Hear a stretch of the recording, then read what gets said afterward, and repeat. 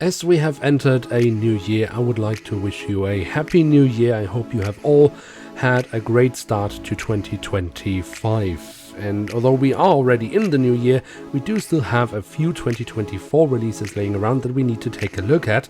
One of them is what we have here in front of us. Now, you might be able to hear it, my voice is still a little bit recovering from illness, but we will power through this review and make the best of it. And we can once more do so thanks to the great prices of the FMB shop. I can highly recommend them to you. You can find a link to them in the video description below.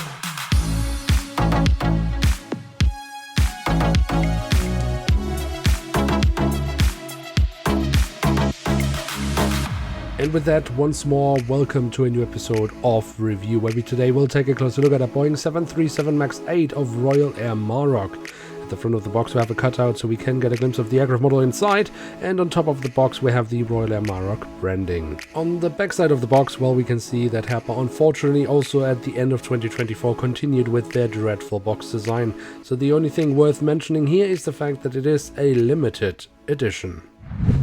And here she is, the Boeing 737MAX8 of Royal Air Maroc in their current standard livery. This is in fact only the second aircraft model featuring this livery in scale 500. Quite a few years ago, Herpa released a Herpa Wings Club model of a 7879 Dreamliner in the livery, but we had to wait until the very end of 2024 to finally get a single-aisle aircraft featuring this livery. So how has Herpa done with the model? We will find out by taking a closer look at it. Starting off our tour with a look at the tail section, where beyond the vertical stabilizer have the Royal Air Maroc branding. On the fuselage we find the full registration code of the aircraft, but in typical Herpa manner we are deprived of any other meaningful detailing, so we are simply left with the rather spectacular color scheme of the airline here. But towards the very tail of the aircraft here we at least do find a little bit of detailing in form of the APU exhaust. On top of the fuselage we find a set dome has been added, and that itself I think is a good thing.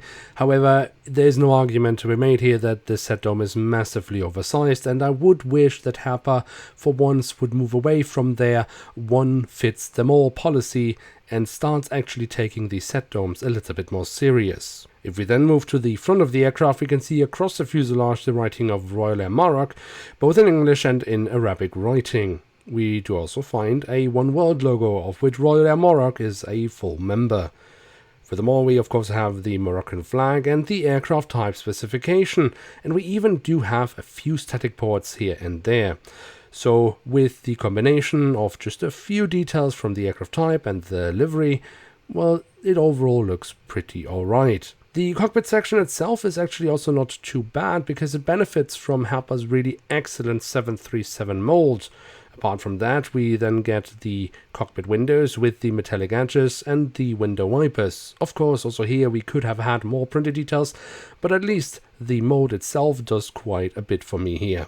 But what about the engine nacelles? Well, they have been kept in all white, just as most of the fuselage, but do have the silver leading edge printed on, as well as some safety markings, and especially the safety markings really elevate these engine nacelles when they have been given so much white paint. In terms of physical detailing, we have seen sharper chevron nozzles from Herpa Wings, but overall I think it's still quite alright, and if we look into the engine from the front, we can very nicely see the engine fan blades. Above the wings on the fuselage, we find the emergency exits have been printed on.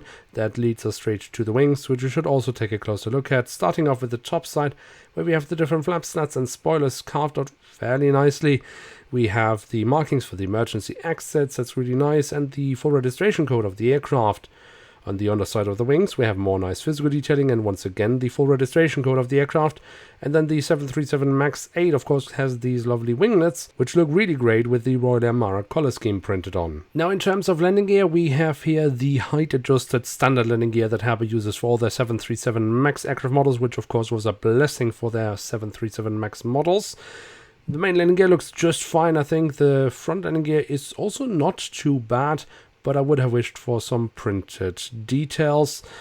Those we then, however, get on the belly of the aircraft in form of the Royal Air Maroc branding. We do, however, also get a hole in the fuselage for a stand that is not included with this aircraft model, making it really rather pointless.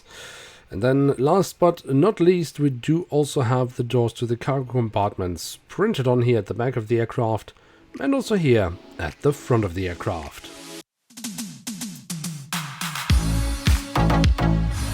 So there we have it, the Boeing 737 MAX 8 in the current standard delivery of Royal Air Maroc from Herpa Wings in scale 1 to 500. And what can we say about this aircraft model? Look, I can make it quite easy. I think there are two things where this model does not quite live up to the standards and where Herpa must improve. The first thing is the winglets. I still think that Herpa's 737 MAX winglets are too bulky, although it is really helped along here in this case with the very lovely looking color scheme that does a lot for me on this model. The other thing is the set dome. I'm really tired of Herpa just adding set domes at random in wrong places or in wrong sizes. If they add them, they should take it seriously and, actually work true to scale as they like to put on their boxes. But that said, when Herpa does release 737 MAX models, I actually think by now this is pretty much one of the best aircraft types that Herpa can make. The mold they have for the 737 is really, really good. And now that they have the height adjusted landing gear for the 737 MAX, it's a dream. It's looking really lovely in scale 500. Yes, of course, I know we could have more printed details and all these things, but when you just look at the model itself, it looks nice. It looks realistic. It looks great. And this is something Herpa needs to utilize way, way more. So for me, it's not surprising when I'm at the end of a year and making a list of the best or worst models of a year that I quite often have quite a few 737 MAX on the, good list. And this could definitely also be one of them. So on that note, it is time to end today's episode. If you have enjoyed this review, then feel free to leave a like. If you are new around here, why not hit subscribe? Thanks for sticking around and, accepting my slightly a little bit calmer way of making this video today. But yeah, that's all the energy I had. In any case, thanks so much for watching. Hope to see you soon again. I'm checking out, and bye.